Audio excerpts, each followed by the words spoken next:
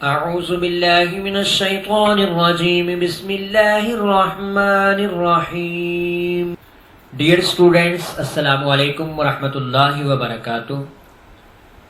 Lecture number 1 میں ہم نے تعوذ کے بارے میں پڑھا.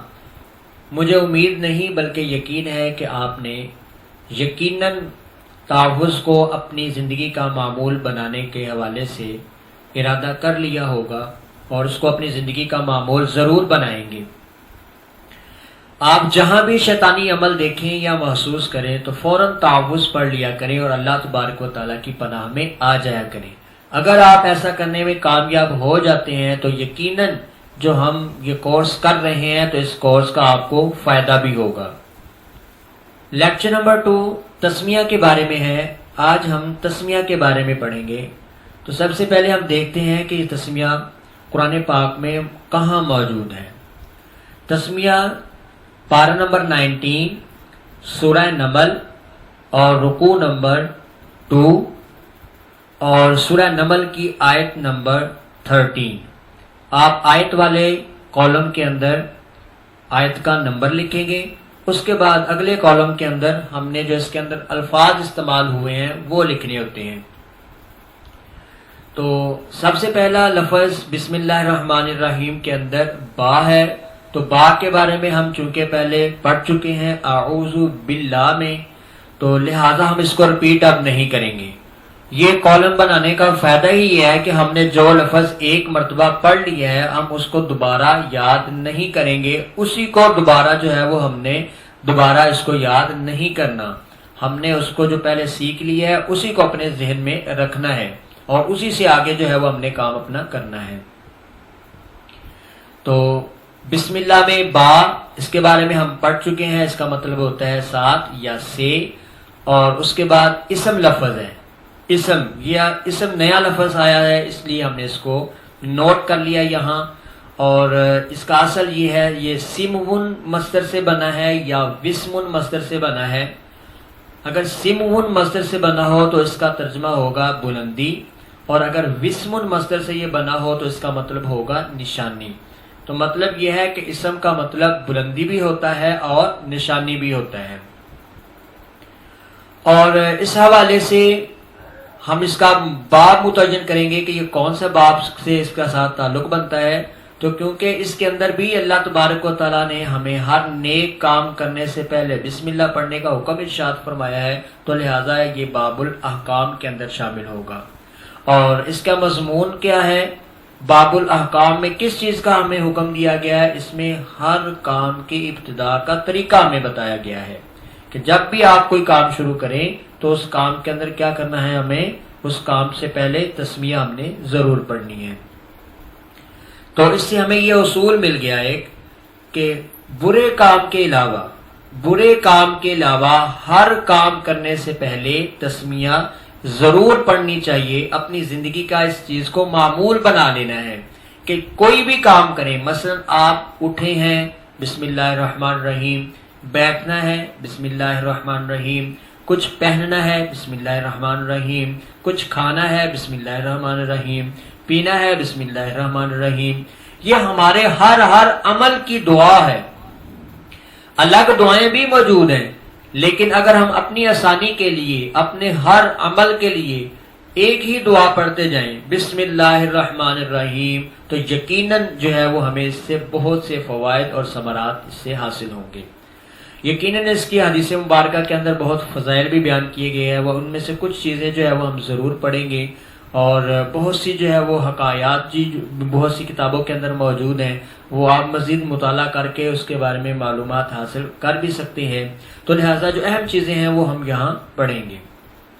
تو یہ بات آپ نے ذہن نشین رکھنی ہے کہ ہر کام کرنے سے پہلے جو اچھا کام ہے، کھانا پینا، چلنا اٹھنا بیٹھنا، ان سب سے پہلے آپ نے بسم اللہ الرحمن الرحیم پڑھنے کا معمول بنانا ہے. اب چلتے ہیں اس کے ترجمے کی طرف. بسم اللہ الرحمن الرحیم، شروع اللہ کے نام سے جو بڑا مہربان نہایت رحم والا ہے. اب آپ یہ سوچیں گے کہ بسم اللہ الرحمن الرحیم کے جو الفاظ ہیں ان کے اندر شروع کا ترجمہ کہاں سے آ گیا؟ کیونکہ اس کا اگر لفظی ترجمہ دیکھیں تو یہ بن رہا ہے 7 نام اللہ کے جو رحمان جو رحیم ہے۔ تو اس کا جواب یہ ہے کہ جب ہم گرامر پڑھیں گے تو انشاءاللہ العزیز ہم اس بات کو سیکھ لیں گے کہ ہم شروع کا ترجمہ کیوں کرتے ہیں اور کہاں سے یہ آتا ہے، تو اس کے بارے میں ہم ضرور پڑھ لیں گے انشاءاللہ العزیز۔ اب اس کی تفسیر کی طرف آتے ہیں تو سب سے پہلا لفظ ہے یہاں استعمال ہوا ہے با۔ با کا مطلب ہوتا ہے ساتھ یا سے۔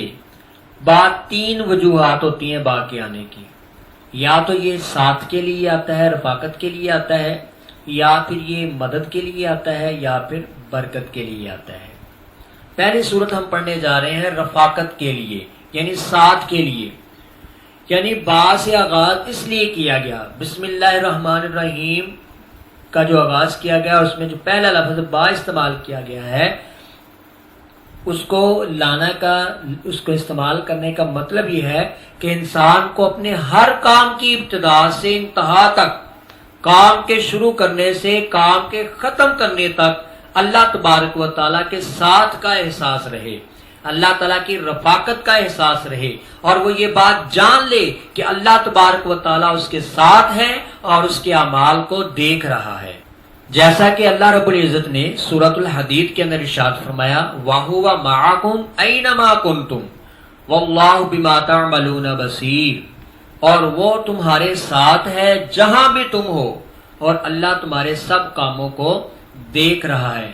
مطلب یہ واضح ہو گیا کہ اللہ تبارک و تعالی ہمارے کیا ہے، ساتھ ہے۔ تو جب ہم بسم اللہ الرحمن الرحیم پڑھتے ہیں تو اس میں یہ ہمارے ذہن کے اندر یہ خیال آ جانا چاہیے کہ ہمارے اس کام کے اندر اللہ تبارک و تعالیٰ کا ساتھ موجود ہے۔ دوسرا اس کا مطلب بنتا ہے مدد کے لیے آنا، یعنی با سے آغاز اس لیے کیا گیا تاکہ انسان اپنے ہر کام کی ابتدا سے انتہا تک اللہ تعالیٰ سے مدد مانگے، جیسا کہ قرآن پاک کے اندر اللہ رب العزت نے ارشاد فرمایا قال موسیٰ لقومہ استعینوا باللہ واصبروا، موسیٰ علیہ السلام نے اپنی قوم سے فرمایا تم اللہ سے مدد مانگو اور صبر کرو۔ اس آیت کے اندر بھی با کا استعمال ہوا ہے، اور با کا استعمال مدد کے لیے آیا ہے کہ اللہ تبارک و تعالیٰ کی مدد مانگو، جو بھی کام کرو اس میں اللہ تبارک و تعالیٰ کی مدد طلب ضرور کرو۔ تو با جو شروع میں استعمال کیا گیا اس کا مطلب یہ ہے کہ یہ کام جو ہم شروع کر رہے ہیں اس کام سے ہم اللہ تبارک و تعالیٰ کی مدد حاصل کر رہے ہیں، جو کام ہم کر رہے ہیں اس میں اللہ تبارک و تعالیٰ کی مدد شامل ہوگی۔ با کے آنے کی تیسری وجہ یہ ہے کہ یہ برکت کے لیے آتا ہے، یعنی با سے آغاز اس لیے کیا گیا تاکہ انسان اس ذات کے نام سے ہے، اس ذات کے نام سے برکت حاصل کرے جو ذات کام کو انجام تک پہنچانے کے لیے اسباب پیدا فرماتی ہے، یعنی اللہ تبارک و تعالیٰ کی ذات سے برکت حاصل کرنے کے لیے، اور یہ انسان کو سکھانے کے لیے کہ اللہ رب العزت سے برکت کی طلب کرو ہر وقت۔ تو اس لیے اللہ تبارک و تعالیٰ نے بسم اللہ الرحمن الرحیم میں سب سے پہلے جو لفظ استعمال کیا وہ با ہے، جیسا کہ حدیث پاک میں اللہ تبارک و تعالیٰ کے پیارے محبوب صلی اللہ تعالیٰ علیہ وسلم نے ارشاد فرمایا کہ جو کام بسم اللہ کے بغیر شروع کیا جاتا ہے وہ نامکمل رہتا ہے، اس کے اندر برکت نہیں رہتی۔ اب جو لفظ با ہم نے پڑھا ہے اس سے یہ بات ثابت ہو گئی ہے، با کی تینوں اقسام سے یہ بات ثابت ہو چکی ہے کہ جب بندہ کسی بھی کام کو شروع کرنے سے پہلے بسم اللہ پڑھے تو اس بات کا خیال رکھے، یہ بات اس کے ذہن کے اندر ہونی چاہیے کہ اللہ تبارک و تعالیٰ اس کے ساتھ ہے، وہ اس کی مدد فرمائے گا اور اس کے کام میں برکتیں بھی عطا فرمائے گا۔ دوسرا لفظ استعمال کیا گیا اسم۔ اسم کا مطلب ہم نے یہ یاد کیا تھا، اس کا مطلب بلندی بھی ہوتا ہے اور نشانی بھی ہوتا ہے۔ تو اسم کو اسم اس لیے کہا جاتا ہے کیونکہ یہ ایک نشانی کے طور پر استعمال کیا جاتا ہے۔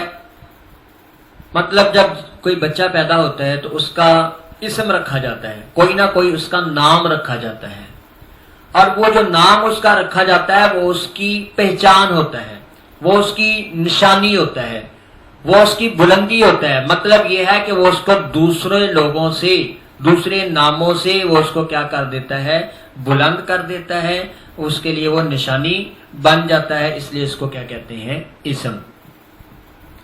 تو لفظ اسم کو لفظ اللہ سے پہلے ذکر کرنے کا مطلب یہ ہے کہ اللہ کی ذات سے پہلے اس کے نام سے برکتیں حاصل کر لو اور اپنے آپ کو اس قابل بنا لو کہ اللہ تبارک و تعالیٰ کا قرب نصیب ہو سکے۔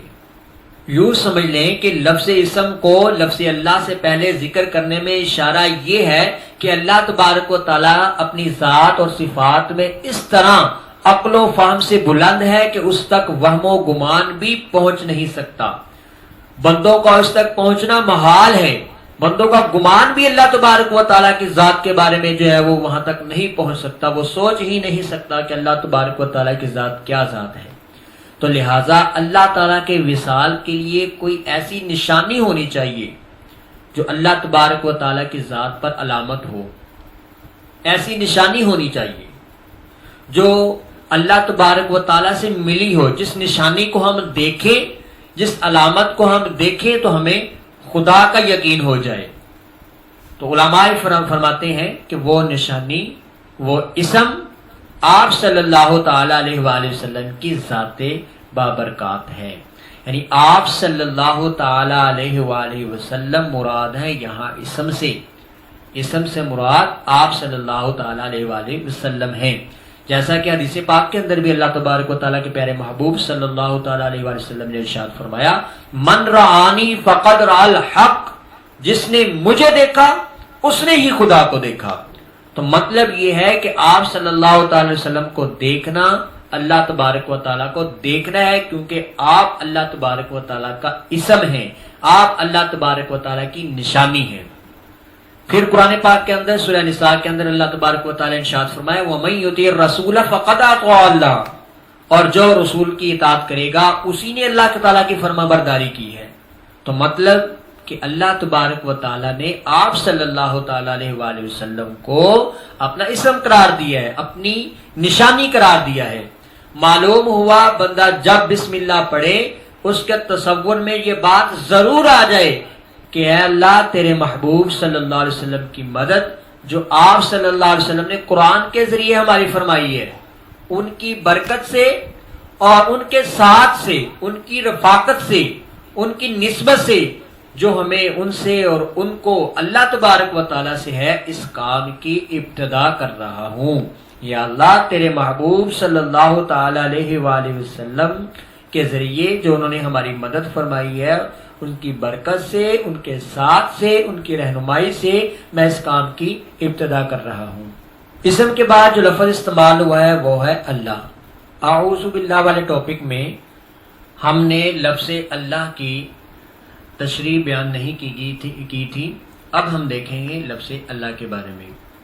تو لفظ اللہ، اس کے بارے میں علماء کرام کا کچھ اختلاف ہے۔ بعض علماء کا قول یہ ہے کہ لفظ اللہ یہ نہ تو کسی لفظ سے بنا ہے اور نہ ہی اس سے کوئی لفظ آگے بنتا ہے، یہ نام اللہ تبارک و تعالیٰ نے اپنے لیے خود ہی خاص کیا ہے، اس کا کوئی مادہ نہیں ہے، کوئی اس کا جو ہے وہ اصل نہیں ہے۔ جس طرح اللہ تبارک و تعالیٰ لا شریک ہے، اسی طرح اللہ تبارک و تعالیٰ کا یہ ذاتی نام یہ بھی لا شریک ہے، اس طرح کا نام، اس طرح کے کوئی مصدر نہیں ہے۔ اور بعض علماء کا خیال ہے کہ نہیں، لفظ اللہ جو ہے یہ الہ سے بنا ہے، الہ سے اللہ بنا ہے۔ تو اس کا مطلب تین طرح سے آئے گا۔ اللہ کا مطلب ہوتا ہے لائق عبادت، سکون پانا یا عقل کا گم ہونا، لفظ اللہ کا جو معانی آتا ہے۔ تو جب ہم پہلے معنی کے بارے میں بات کریں گے تو اس کا مطلب ہوگا لائق عبادت، کیونکہ اللہ تبارک و تعالیٰ کی ذات کے علاوہ کوئی بھی ذات عبادت کے لائق نہیں ہو سکتی، اس لیے وہ اللہ ہے۔ اور دوسری بات سکون پانا، کیونکہ بے تاب دلوں کو سکون اللہ تبارک و تعالیٰ کے ساتھ ہی مل سکتا ہے، اللہ تبارک و تعالیٰ سے ہی مل سکتا ہے، تو لہٰذا وہ اللہ ہوا۔ اور تیسرا جو اس کا معنی بنتا ہے وہ ہے عقل کا گم ہونا۔ تو اللہ تبارک و تعالیٰ کی جستجو جب انسان کرے تو اس کی عقل حیران ہو جاتی ہے، گم ہو جاتی ہے، ختم ہو جاتی ہے. اس وجہ سے ہم کہتے ہیں کہ وہ اللہ ہے، کیونکہ عقل کی انتہا ہو جاتی ہے، عقل گم ہو جاتی ہے، حیران اور پریشان اور ختم ہو جاتی ہے. تو اس لیے وہ ذات کیا ہے؟ اللہ، جس ذات پر عقل آ کر ختم ہو جائے. یہ بات سے نشین رکھیں کہ اللہ خدا کا ذاتی نام ہے اور یہ تمام ناموں سے افضل اور اعلیٰ ہے. باقی سب جتنے بھی نام ہیں اللہ تبارک و تعالیٰ کے، وہ سارے اللہ تبارک و تعالیٰ کے صفاتی نام ہیں اور اللہ تبارک و تعالیٰ کے کمالات کو ظاہر کرتے ہیں. اور یہ ایک ایسا نام ہے کہ اگر اس کے حروف بھی علیحدہ علیحدہ کر دی، ہر لفظ کو علیحدہ علیحدہ کر دیا جائے، تب بھی یہ اللہ تبارک و تعالیٰ کی ذات پر ہی دلالت کرتا ہے، تب بھی اس سے اللہ کی ذات ہی معلوم پڑتی ہے. مثلا جب اللہ لفظ جو اللہ ہے اس کا یہ الف ہٹا دیں، الف ہٹا دیں گے تو یہ بن جائے گا للہ. تو اللہ تبارک و تعالیٰ نے قرآن پاک کے اندر ارشاد، کئی مقامات پر ارشاد فرمایا للہ ما فی السماوات و ما فی الارض. تو مطلب یہ بھی اللہ تبارک و تعالیٰ کی ذات پر دلالت کرتا ہے. اگر اس پہلے لام کو ہٹائیں گے تو پھر رہ جائے گا لہو، لہو رہ جائے گا. تو یہ بھی قرآن پاک کے اندر آیات ہے، اللہ تبارک و تعالیٰ نے اس لفظ کو بھی اپنی ذات کے لیے استعمال کیا ہے، فرمایا لہو ما فی السماوات و ما فی الارض، اسی کے لیے ہے جو کچھ آسمانوں اور جو کچھ زمینوں میں ہے. اور دوسری لام بھی اگر الگ کر دیں گے تو بچے گا ہو، ہو بچ جائے گا. آیت الکرسی کی آیات پڑھ لیں، اللہ لا الہ الا هو الحی القیوم لا تأخذہ سنۃ ولا نوم. اب اس میں جو لفظ ہو استعمال ہوا اس سے مراد بھی اللہ تبارک و تعالیٰ کی ذات ہے. یعنی یہ اللہ تبارک و تعالیٰ کے جو اس میں ذاتی ہے اس کا کمال یہ ہے کہ اس کے ہر لفظ کو علیحدہ بھی کر دیا جائے گا تب بھی وہ اللہ تبارک و تعالیٰ کی ذات پر ہی دلالت کرے گا. اللہ تبارک و تعالیٰ کے ذاتی نام کے بعد اللہ تبارک و تعالیٰ نے اپنے دو صفاتی نام جہاں ذکر کیے ہیں، ان میں سے پہلا ہے الرحمن. الرحمن کا مطلب ہوتا ہے انتہائی مہربانی فرمانے والا، ہر ایک پر مہربانی کرنے والا، سب پر عام رحم فرمانے والا، ساری مخلوقات کا خالق اور سب کو پالنے والا. کوئی اسے مانے یا نہ مانے، کوئی اس کی اطاعت کرے یا نہ کرے، کوئی اس سے رحمت طلب کرے یا نہ کرے، وہ ہر حال میں ہر فرد کو، ہر کسی کو اپنی رحمت سے نوازتا ہے اور ہر ایک کو روزی دیتا ہے، ہر ایک کو بیماری سے شفا دیتا ہے، ہر ایک کو تکلیف سے نجات دیتا ہے، ہر ایک کو ضروریات زندگی عطا فرماتا ہے. یہ اللہ تبارک و تعالیٰ کی بے انتہا صفاتوں میں سے ایک صفت ہے کہ جو ہر مسلم کے لیے بھی ہے اور ہر کافر کے لیے بھی ہے. معلوم ہوا کہ جب ہم الرحمن کہتے ہیں تو ہم اللہ تبارک و تعالیٰ کو اس نام سے یاد کر رہے ہوتے ہیں جو نام سب کے لیے عام ہے، اس میں کوئی تفریق نہیں، چاہے وہ مسلمان ہو چاہے وہ کافر ہو. اب جانتے ہیں کہ سورج سب پہ طلوع ہوتا ہے، سورج سب کے لیے ہے، وہ کافروں کے لیے بھی ہے، وہ مسلمانوں کے لیے بھی ہے. چاند سب پر طلوع ہوتا ہے، ستارے سب کے لیے نکلتے ہیں، وہ صرف مسلمانوں کے لیے نہیں ہے، صرف کافروں کے لیے نہیں ہے، بلکہ وہ سب کے لیے اللہ تبارک و تعالیٰ کی جمیع مخلوقات کے لیے ہیں.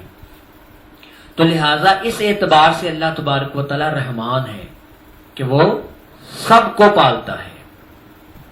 اور دوسرا اللہ تبارک و تعالیٰ کا صفاتی نام جہاں ذکر کیا گیا الرحیم.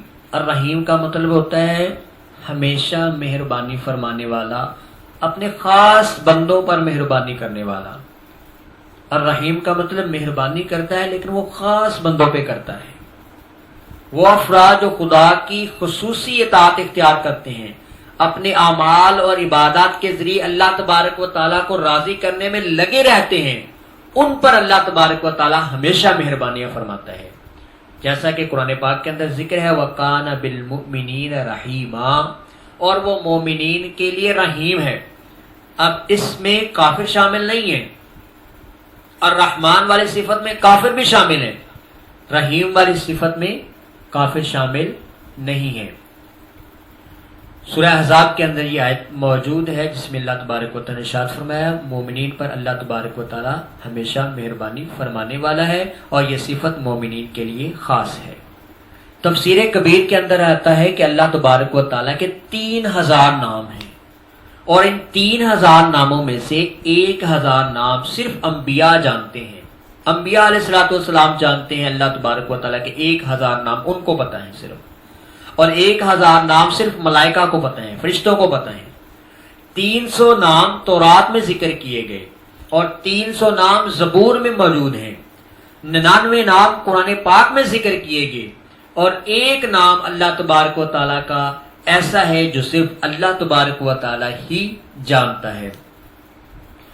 تو مفسرین کرام فرماتے ہیں کہ جس نے اللہ تبارک و تعالیٰ کو ان 3 ناموں سے یاد کیا، اللہ، الرحمن، الرحیم، ان 3 ناموں سے جس نے بھی یاد کیا ہے وہ گویا کہ اس نے اللہ تبارک و تعالیٰ کے تمام ناموں سے اس کو یاد کیا ہے، کیونکہ یہ نام اللہ تبارک و تعالیٰ کے ایسے نام ہیں جو اللہ تبارک و تعالیٰ کی باقی جو صفات ہیں ان کو بھی ریپرزینٹ کرتے ہیں۔ اب اس کے حکم کے بارے میں سننے کہ بسم اللہ پڑھنے کا حکم کیا ہے۔ جب ہم جانور ذبح کرتے ہیں تو اس سے پہلے بسم اللہ الرحمن الرحیم پڑھنا واجب ہے، بسم اللہ پڑھنا واجب ہے، اور ہر جائز کام کرنے سے پہلے بسم اللہ پڑھنا مستحب ہے، بہت اچھا ہے، اس کام کے اندر برکت آ جاتی ہے، اچھا ہے کہ آپ اس کو پڑھیں، مستحب ہے۔ اگر نہیں پڑھتے تو ناجائز نہیں ہے، گناہ نہیں ہے، لیکن انسان جو ہے وہ ثواب سے محروم رہتا ہے اور اس کام کے اندر برکتیں نہیں ہوتی، جیسا کہ پہلے ہم حدیث پاک پڑھ چکے ہیں کہ جو اگر جائز کام سے پہلے بسم اللہ الرحمن الرحیم نہیں پڑھی جائے گی تو وہ کام ادھورا رہتا ہے۔ اور اگر حرام کام ہے، حرام کام سے پہلے بسم اللہ الرحمن الرحیم پڑھنا سخت منع ہے، حرام ہے۔ حرام کام سے پہلے بسم اللہ الرحمن الرحیم پڑھنا کیا ہے؟ حرام ہے۔ تو یہ باتیں ذہن میں رکھیں گے۔ جانور ذبح کرتے وقت واجب، اور اس کے علاوہ کام کرتے وقت، کھانا کھاتے وقت، اٹھتے بیٹھتے چلتے پھرتے کوئی بھی کام شروع کریں، اپنے جاب کا کوئی جو ہے وہ کام ہے وہ کریں، یا اسٹڈی کا کوئی کام ہے اس حوالے سے کوئی کریں، کوئی بھی کام کریں، اٹھتے ہیں بیٹھنے ہیں، سونے لگنا ہے، سونے سے اٹھنا ہے، بسم اللہ الرحمن الرحیم پڑھیں تو یہ مستحب ہے۔ اور حرام کام کرنے سے پہلے بسم اللہ الرحمن الرحیم پڑھنا منع ہے اور یہ حرام ہے۔ اب اس کی فضیلت کے حوالے سے یہ ایک واقعہ ذکر کیا جا رہا ہے، اس کو اچھی طرح ذہن نشین کر لیں۔ خدائی کا دعویٰ کرنے سے پہلے فرعون نے ایک گھر بنایا تھا اور اس کے بیرونی دروازے پر بسم اللہ لکھا تھا۔ جب اس نے خدائی کا دعویٰ کیا تو حضرت موسیٰ علیہ السلام نے فرعون کو تبلیغ کی، اس نے انکار کیا تو اس کے لیے بد دعا کی، تو وہ وحی آئی کہ اے موسیٰ یہ اسی قابل ہے کہ اس کو ہم ہلاک کر دیں۔ موسیٰ علیہ السلام نے جب بد دعا کی تو اللہ تبارک و تعالیٰ نے ان کی طرف وحی کی کہ یہ فرعون اسی قابل ہے کہ ہم اس کو ہلاک کر دیں، مگر اس کے دروازے پر بسم اللہ لکھی ہے، جس کی وجہ سے عذاب سے یہ ابھی تک بچا ہوا ہے۔ اسی وجہ سے فرعون پر گھر میں عذاب نہیں آیا تھا، بلکہ اللہ تبارک و تعالیٰ نے ان کو پھر ایک حکمت کے تحت گھر سے باہر نکالا اور دریا نیل کے اندر پھر ان کو ڈبو دیا اور ان کو غرق کر دیا۔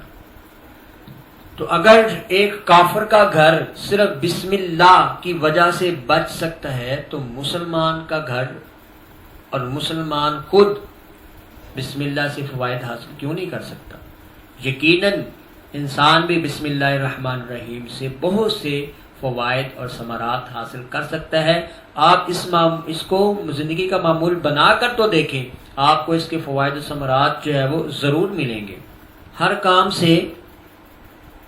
کام کے آغاز میں، ہر کام کو شروع کرنے سے پہلے تسمیہ پڑھنے سے کم 3 فائدے ہمیں ضرور ملتے ہیں۔ پہلا فائدہ یہ ہے کہ ہمیں اللہ تبارک و تعالیٰ کے ساتھ کا احساس ہوتا ہے، رفاقت کا احساس ہوتا ہے، اللہ تعالیٰ کی مدد ہمارے شامل ہو جاتی ہے، ہمارے حال میں شامل ہو جاتی ہے، ہمارے کام میں شامل ہو جاتی ہے، اور اللہ تبارک و تعالیٰ کے نام کی برکت سے جو مطلوبہ ہمارا کام ہوتا ہے اس کے اندر ہمیں کامیابی کا یقین پختہ ہو جاتا ہے۔ اگر ہمارا ایمان مضبوط ہے اس بسم اللہ پر، اگر تسمیہ پر ہمارا ایمان مضبوط ہے تو ہمیں اپنی کامیابی کا بھی مکمل یقین ہو جاتا ہے، تو لہٰذا ہمیں اپنی زندگی کا یہ معمول بنانا ہے۔ مفسر قرآن حافظ ابن کثیر اپنی تفسیر میں ابن ابی حاتم کے حوالے سے لکھتے ہیں کہ حضرت عثمان بن عفان رضی اللہ تعالی عنہ نے رسول اکرم صلی اللہ تعالی علیہ وسلم سے بسم اللہ الرحمن الرحیم کے بارے میں سوال کیا، تو آپ نے فرمایا یہ اللہ تبارک و تعالیٰ کا نام ہے، اور اللہ تبارک و تعالیٰ کے اسم اعظم میں ہے، یعنی اللہ تعالیٰ کے بڑے ناموں میں سے ایک نام ہے، اور اس میں اس قدر نزدیکی ہے جس طرح ہماری آنکھ کی سیاہی اور سفیدی میں نزدیکی ہے نا، یہ بالکل پاس پاس اور ایک دوسرے کے ساتھ ملی ہوئی ہیں۔ اسی طرح اللہ تبارک و تعالیٰ کی جو برکات ہیں، اللہ تبارک و تعالیٰ کی جو ذات ہے وہ اس بسم اللہ الرحمن الرحیم کے ساتھ ملی ہوئی ہے۔ جابر بن عبداللہ رضی اللہ تعالیٰ سے روایت ہے کہ جب بسم اللہ الرحمن الرحیم نازل ہوئی تو بادل اور مشرق کی طرف ہوائیں ساکن ہو گئی، ٹھہر گئی، رک گئی، سمندر ٹھہر گئے، جانوروں نے سننے کے لیے کان لگا لیے، اور شیاطین پر آسمانوں سے انگاروں کی مار پڑی۔ پروردگار دو عالم نے اپنے جلال اور عظمت کی قسم کھا کر ارشاد فرمایا کہ جس چیز پر اس کو پڑھا جائے گا میں ضرور اس کے اندر برکت شامل کر دوں گا۔ آپ صلی اللہ علیہ وسلم نے ارشاد فرمایا کہ اس آیت کریمہ کو اللہ تبارک و تعالیٰ نے ہر بیماری کی شفا بنایا ہے، اور ہر فقیر کے لیے اس کو تمنگری، امیری بنایا ہے، آتش دوزخ سے اس کو دوری بنایا ہے، زمین میں دھنسنے سے امان بنایا ہے، صورتیں مسخ ہونے سے، ختم ہونے سے، چینج ہونے سے اللہ تعالیٰ اس بسم اللہ الرحمن الرحیم کی برکت سے جو ہے وہ یہ بیماری، یہ عذاب دور فرمانے والا ہے، اور سختی سے محفوظ رہنے کے ذریعہ اللہ تبارک و تعالیٰ نے بسم اللہ الرحمن الرحیم کو بنایا ہے۔ اب اپنا ارادہ یہ بنا لے کہ میں انشاءاللہ العزیز ہر جائز کام کرنے سے پہلے بسم اللہ الرحمن الرحیم پڑھنا اپنی زندگی کا معمول بناؤں گا اور دوسروں تک یہ پیغام پہنچاؤں گا۔ اللہ تبارک و تعالیٰ مجھے توفیق عطا فرمائے اور اس پر استقامت عطا فرمائے، آمین۔ اب ہم گرامر کے بارے میں پڑھیں گے۔ تو ڈیئر اسٹوڈنٹس، کل ہم نے مفرد کے بارے میں پڑھا تھا اور اس کی اقسام کے بارے میں پڑھا۔ آج ہم مرکب اور اس کی اقسام کے بارے میں پڑھنے جا رہے ہیں۔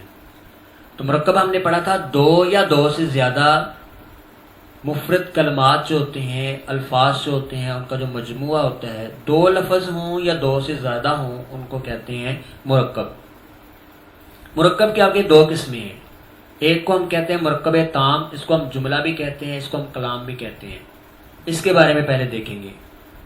دو یا دو سے زیادہ کلمات کا وہ مجموعہ جس کو سننے کے بعد پوری بات سمجھ آ جاتی ہے اور مزید سننے کی خواہش باقی نہیں رہتی، اس کو ہم کہتے ہیں یہ جو مکمل جملہ ہے۔ جیسے ہم عربی میں کہیں گے اقرأ القرآن، تو قرآن پڑھ، تو اب یہ بات واضح ہو گئی کہ اس میں قرآن پڑھنے کا حکم دیا جا رہا ہے، اس میں مزید سننے کی خواہش باقی نہیں ہے۔ دوسری اس کی قسم ہے مرکب ناقص۔ اب ناقص کا مطلب ہوتا ہے نامکمل، تو ایسا کلام، ایسا جملہ جو کہ نامکمل ہوگا، جب ہم بات کریں گے تو مزید سننے کی خواہش باقی ہوگی، تو اس کو ہم کہیں گے مرکب ناقص۔ دو یا دو سے زیادہ کلمات کا وہ مجموعہ جسے سننے کے بعد پوری بات سمجھ نہ آئے بلکہ مزید سننے کی خواہش باقی رہے، تو اس کو کہتے ہیں جی مرکب ناقص ہے یہ۔ جیسے واراکو کتابن، واراکو کتابن، کتاب کا کاغذ، کتاب کا کاغذ۔ اب اس مثال کے اندر واراکو کتاب، کتاب کا کاغذ، اب ذہن بنتا ہے کہ بھئی کتاب کے کاغذ کو کیا ہے، پوری بات بتائیں، اس کو کیا ہے، مسئلہ کیا ہے۔ تو اب اس میں ذہن جو ہے وہ کوشچن پوچھے گا کہ اس کا مسئلہ کیا ہے، اس کو آگے بھی کچھ بیان کرے تاکہ یہ بات سمجھ میں آ جائے۔ تو ایسا جملہ جس کے اندر بات سمجھ پوری آ جائے گی، اس کو ہم جملہ کہیں گے، مرکب تام کہیں گے، کلام کہیں گے، اور جس میں ہمیں پوری بات سمجھ نہیں آئے گی اس کو ہم کہیں گے یہ مرکب ناقص ہے۔ مرکب تام کی یعنی جملے کے آگے دو قسمیں ہیں، ایک جملہ اسمیہ اور دوسرا جملہ فعلیہ۔ جملہ اسمیہ وہ جملہ ہوتا ہے جس کا پہلا جز اسم ہوتا ہے، یعنی اس کا پہلا جو لفظ ہوتا ہے وہ اسم ہوتا ہے، نام ہوتا ہے کوئی، جس طرح کے مثال ہے محمد الرسول اللہ، محمد اللہ کے رسول ہیں۔ اس میں جو پہلا چیز ہے، پہلا جو جز ہے وہ محمد نام لکھا ہوا ہے اور یہ اسم ہے، تو اس وجہ سے ہم اس کو کہیں گے کہ یہ جملہ اسمی ہے۔ جب ہم اس کی ترکیب کریں گے، جب ہم مزید گرامر پڑھیں گے تو ہم یہ دیکھیں گے کہ جملوں کو کس طرح ہم نے ترتیب دینا ہے۔ تو تو پھر ہم نے یہ ثابت کرنا ہوتا ہے کہ یہ جملہ اسمیہ ہے یا جملہ فعلیہ، وہ ہم بعد میں دیکھیں گے. لہٰذا ابھی آپ نے یہی یاد رکھنا ہے کہ جملہ اسمیہ وہ ہوتا ہے جس کا پہلا جز اسم ہوتا ہے، اور جملہ فعلیہ وہ ہوتا ہے جس کا پہلا جز فعل ہوتا ہے. جیسے ذہب التلمیذ، شاگرد گیا، اس میں ذہبہ یہ فعل ہے، تو اس وجہ سے یہ جملہ فعلیہ ہے. اب ہم مرکب ناقص کے بارے میں پڑھیں گے. یہ بالکل اپوزٹ ہے مرکب تام کے. دو یا دو سے زیادہ کلمات کا وہ مجموعہ جسے سننے کے بعد پوری بات سمجھ نہ آئے بلکہ مزید سننے کی خواہش باقی رہے، جس طرح کہ ورق کتابن. اب اس مثال کے اندر کتاب کا کاغذ، اب اس میں کتاب کے کاغذ کو کیا ہے، یہ سوال ذہن کے اندر سوال پیدا ہوتا ہے. تو لہٰذا یہ ایک ناقص جملہ ہے، مکمل جملہ نہیں ہے، اس میں مزید سننے کی خواہش باقی ہے. مرکب ناقص کے آگے 5 قسمیں ہیں. سب سے پہلی قسم مرکب اضافی، ایسا مرکب جس میں ایک کلمے کی نسبت دوسرے کلمے کی طرف کی جاتی ہے اور اس کا اردو ترجمہ کرتے وقت کا، کے، کی، کو وغیرہ آ جائے. پہلے کلمے کو مضاف اور دوسرے کو مضاف الیہ کہتے ہیں. جیسے مذکورہ مثال کے اندر لفظ لکھا ہوا ہے بیت اللہ. اس مثال کے اندر بیت یعنی گھر کی نسبت اللہ تبارک و تعالیٰ کی طرف کی گئی ہے کہ یہ اللہ کا گھر ہے. اردو ترجمہ کریں گے تو کا، کے، کی، کو ان میں سے کوئی لفظ آ جائے گا، یعنی اللہ کا یہاں کا آ رہا ہے. اس میں پہلا جو لفظ ہے، اس پہلے لفظ کو کہیں گے کہ یہ مضاف ہے، اور جو دوسرا لفظ ہوگا اس کو ہم کہیں گے کہ یہ مضاف الیہ ہے. مضاف الیہ یعنی جس کی طرف اس کی نسبت کی گئی ہے. دوسری قسم مرکب توصیفی ہے، ایسا مرکب جس میں ایک کلمہ دوسرے کلمے کی اچھی یا بری صفت بیان کرے. پہلے کلمے کو موصوف اور دوسرے کلمے کو صفت کہتے ہیں. جیسے طالب مجتہد، محنتی طالب علم. اب اس مثال کے اندر طالب یہ پہلا لفظ ہے جو کہ موصوف ہے، اور مجتہد یہ صفت ہے. طالب علم کی صفت یہ ہے کہ وہ محنتی ہے. ان دو الفاظ پر مشتمل یہ جو جملہ ہے یہ جملہ ناقص ہے اور مرکب توصیفی ہے. اس کے بعد اگلا مرکب ہے مرکب تعدادی، ایسا مرکب جو تعداد بیان کرے. جیسے احد عشرہ 11، اور یہ 11 سے لے کر 99 تک 99 تک جو اعداد عربی کے اندر استعمال ہوتے ہیں ان کو کہتے ہیں مرکب تعدادی، یعنی ایسے دو الفاظ جو تعداد بیان کرتے ہیں. اس کے بعد مرکب مزجی، ایسا مرکب جو نہ تو مرکب اضافی ہو اور نہ ہی مرکب توصیفی ہو، لیکن مرکب اضافی اور توصیفی تو نہیں ہوتے، لیکن پھر بھی وہ دو کلمات جو ہیں وہ مل کے کوئی میننگ دے رہے ہوتے ہیں. جس طرح کہ بعلا بکا، یہ بعلا یہ ایک علیحدہ نام ہے، علیحدہ لفظ ہے، اور بک یہ علیحدہ لفظ ہے. دونوں کو ملائیں گے تو یہ ایک شہر کا نام بن جائے گا جس شہر کا نام ہے بعلا بک. اسی طرح مادی کربا، مادی یہ ایک علیحدہ نام ہے اور کرب یہ علیحدہ نام ہے، اور ان دونوں کو ملا کے ایک آدمی کا نام بنا ہے تو اس کو ہم کہیں گے مرکب مزدی. نہ تو اس کا ترجمہ کریں گے کہ اس کے اندر کاکے کی آ رہا ہے، اور نہ ہی اس کے اندر کوئی ایک کلمہ دوسرے کی صفت بیان کر رہا ہے، لیکن اضافت اور توصیف کے بغیر مل کر یہ دو جملے، دو لفظ ایک کلمہ جو ہے وہ بن گئے ہیں. اس کے بعد مرکب صوتی، ایسا مرکب جس کے ساتھ جاندار چیز کو بلایا جائے یا بے جان چیز کی آواز کو ظاہر کیا جائے. جیسے اونٹ کو بٹھانا ہو تو آواز نکالتے ہیں، یعنی جاندار چیزوں کو بلانے کے لیے استعمال ہوتا ہے. نکھ نکھ اونٹ کو بٹھانے کی آواز ہے. اور اسی طرح بے جان چیز کی مثال جیسے اوہ اوہ کھانسنے کی آواز. امید ہے کہ طلباء کو لیکچر کی سمجھ آ گئی ہوگی. اگر کسی چیز کی سمجھ نہ آئے تو آپ مجھ سے کانٹیکٹ کر سکتے ہیں، پوچھ سکتے ہیں، انشاءاللہ العزیز آپ کا مسئلہ حل کر دیا جائے گا.